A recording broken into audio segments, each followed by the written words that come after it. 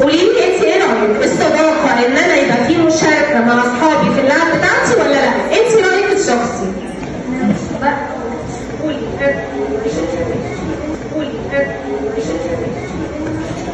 نلعب بلعب بعض، ما ينفعش نخلي لعبه معينه من لعبه. ماشي، اتفضلي.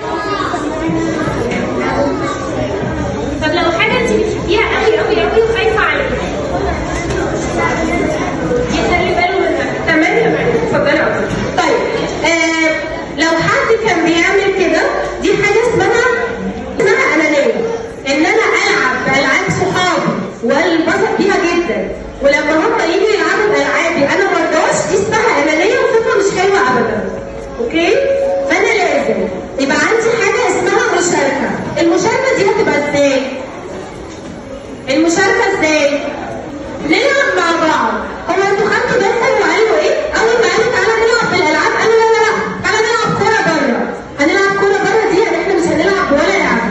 مامته هي اللي قالت له لا، طالما انت لعبت في عيد ميلاده اللي فات يبقى هو لازم يلعب باللعب بتاعته. لو في حد كان بيعمل كده السنه اللي فاتت يغير من نفسه السنه دي.